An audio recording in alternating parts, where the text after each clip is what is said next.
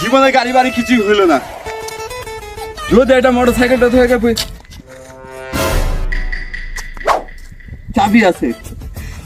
আল্লাহ, কপাল মনে হয় খুইলা গেছে রে। ও আল্লাহ, স্বপ্ন এবার মনে হয় পূরণ হয়েছে। কেউ তো নাই।